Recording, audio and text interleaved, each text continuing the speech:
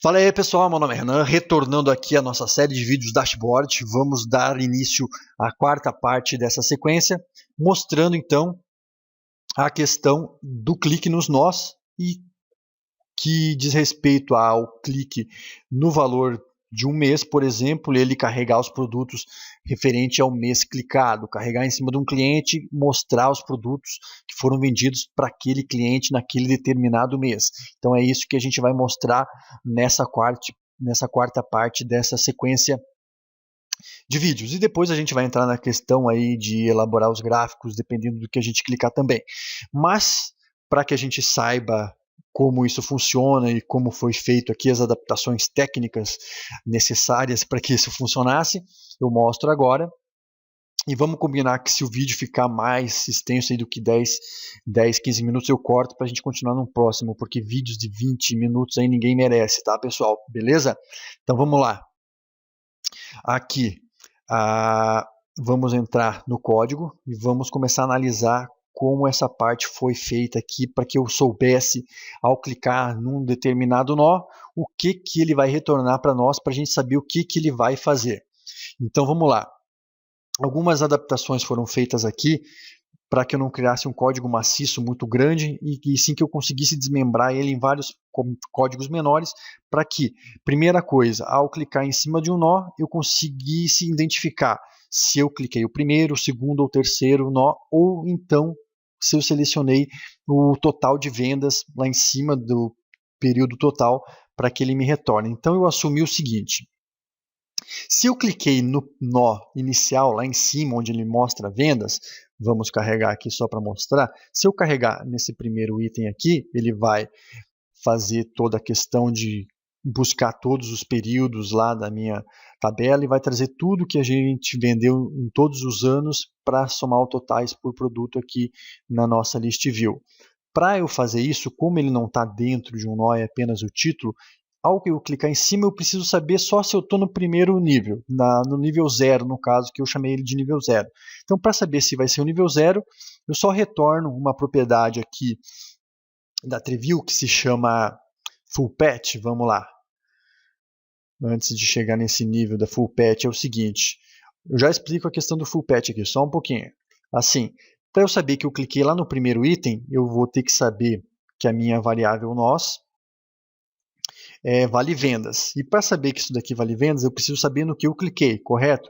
Então, por isso eu criei a variável nós como string e dentro da variável nós eu coloquei o valor do full patch, ou seja, o valor que eu cliquei ele vai retornar tudo.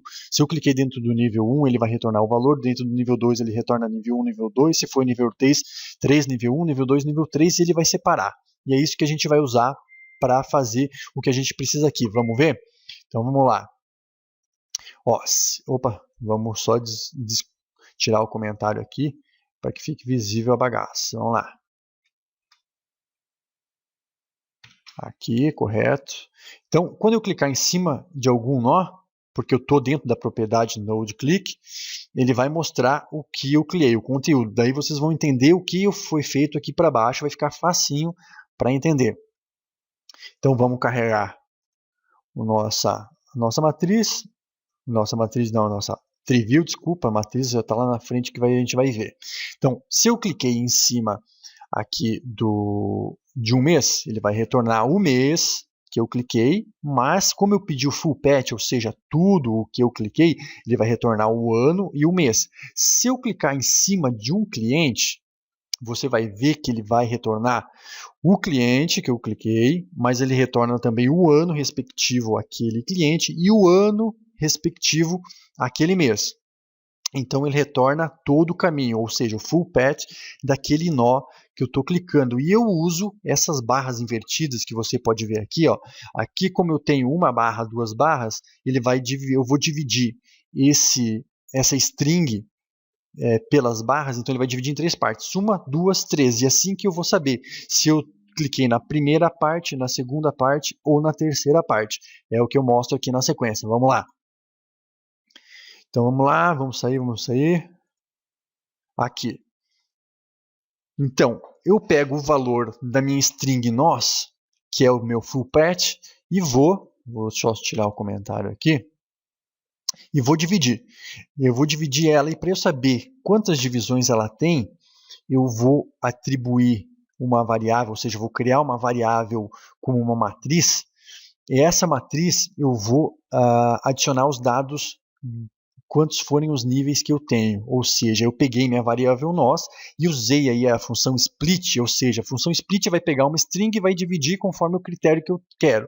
O critério que a gente tem para dividir, que é padrão, que vai ser sempre igual, vai ser a barra invertida. Então, se eu cliquei lá no meu nó do cliente, eu sei que eu vou ter duas barras invertidas, então ele vai dividir em uma, duas, três partes. Se ele dividiu em três partes, eu preciso só saber que é a terceira par, que é o nível 3, ou seja, no caso, e lançar a macro que eu preciso referente a esse nível 3. É isso que eu faço aqui.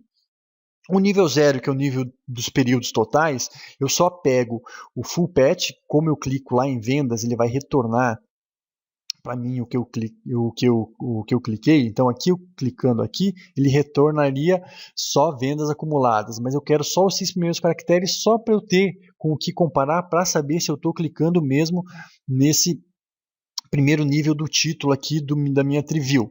Então, eu só faço esse retorno aqui com a função left. Então, eu retorno só os 6 primeiros caracteres da esquerda para a direita. E se esses 6 primeiros caracteres da esquerda para a direita forem iguais a vendas, que é o meu título da list da TreeView lá, ele vai assumir que meu x vai ser igual a zero. Beleza, aqui a gente matou a questão da primeira chamada de macro, que vai ser a chamada das macros totais. Então, se o x for igual a zero, ele chama para nós a macro de vendas totais e encerra o código aqui para que ele não carregue o restante e não sobrescreva os dados na list view. Então, e para eu saber se é 1, se meu x valeu 1, valeu 2 ou valeu 3, para eu chamar o ano, o mês ou o cliente, eu só faço um laço dentro da minha matriz nível. Eu indo do... Aqui pode ser 1, não precisa ser 0 não, porque o 0 eu já tenho. Então ele vai fazer um laço do nível 1 até o nível 3, porque ele dividiu em 3 partes aqui, e eu uso o bold. O bold, que é a questão de eu saber, ele vai ir do 1 até o último item da minha matriz nível. Então eu uso esse bold aqui só para fazer um contador, para fazer um laço, para saber qual que vai ser o valor de x. Porque se eu tenho 2 níveis, esse x vai caminhar 2 vezes. Então ele vai para o 1 e vai para o 2. E eu sei que meu x vale 2 e eu sei que eu vou executar a macro de somatório de mês. Se eu não tiver nenhum x, nenhuma barra invertida, ele só vai fazer um laço aqui na minha matriz nível, eu sei que eu estou no nível 1, ele vai chamar o ano.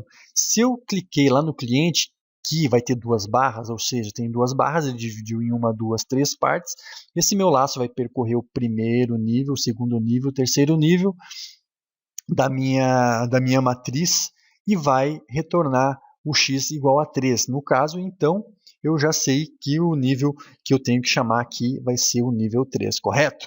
Então vamos lá, vamos só testar aqui para mostrar aqui. Então, nível de ano, chamou o total do ano do produto, nível de mês, chamou a soma do mês para o determinado produto, e aqui dentro do cliente carrega os clientes que são de determinado produto. Aqui a gente matou então a questão de como eu fiz para que o código identificasse qual nó eu criei e qual ação eu quero que ele execute a partir do que foi clicado dentro da propriedade node-click aqui da nossa TreeView no formulário, beleza? Então agora a gente parte para outra questão.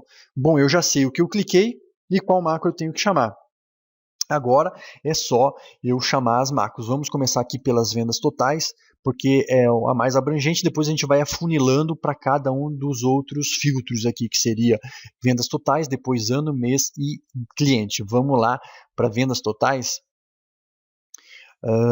Somatório ano. Vamos lá então, vendas totais.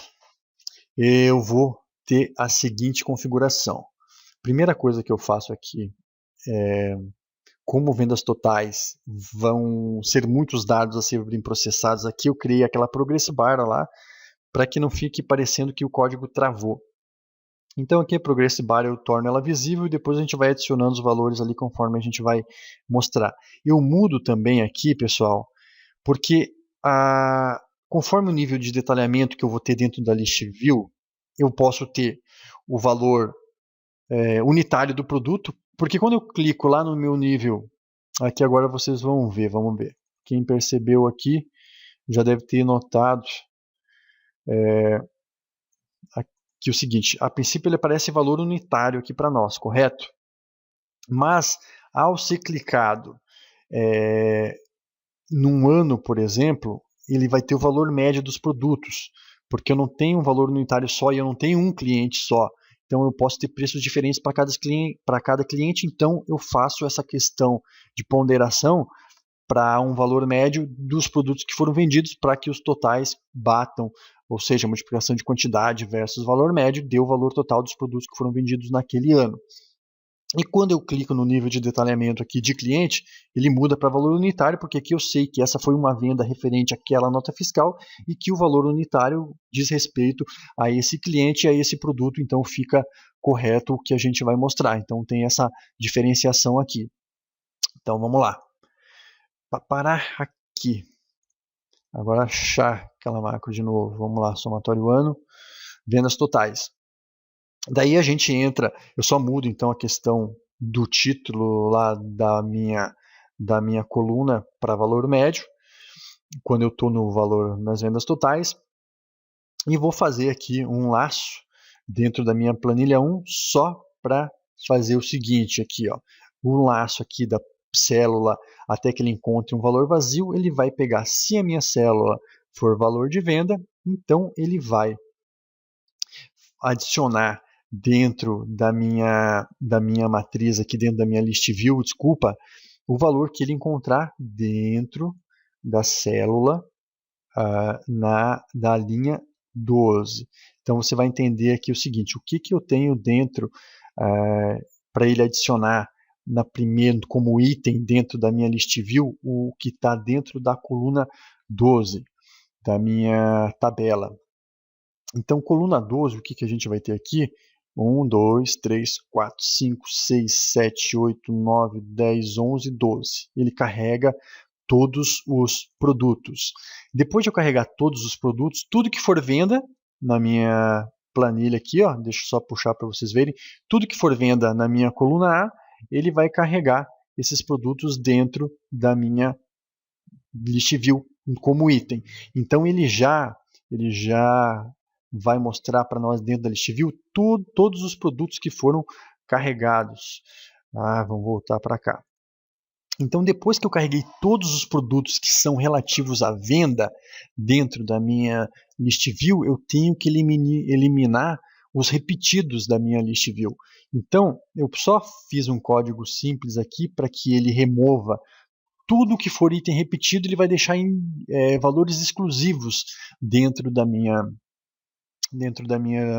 list view. Eu poderia ter pelo código do produto, caso fosse o caso, só que depois eu teria que fazer um outro código para que ele buscasse o código do produto e adicionasse o nome dele na list view. Então aqui eu adicionei todos os produtos que estão para dentro da minha list view, fazendo um laço simples, sendo venda ele adicionou, e depois eu elimino todos os repetidos aqui.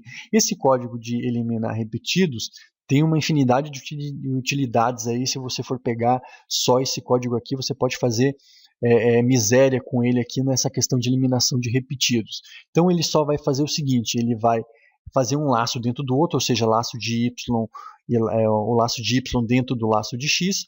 O valor ele vai acumular. Vamos fazer o seguinte, pessoal, quase 15 minutos de vídeo, eu continuo aqui a explicação a partir dessa parte aqui, que é essa eliminação de dentro da list view dos valores repetidos. Só esse código aqui já daria um vídeo adicional, mas eu explico ele aqui, depois qualquer coisa eu faço um vídeo separado só entrando em detalhes dessa eliminação de valores repetidos de dentro da list view, para não ficar muito extenso e não ficar cansativo o nosso vídeo. Então, eu espero vocês aí na continuação, parte 5. Valeu, pessoal, até mais!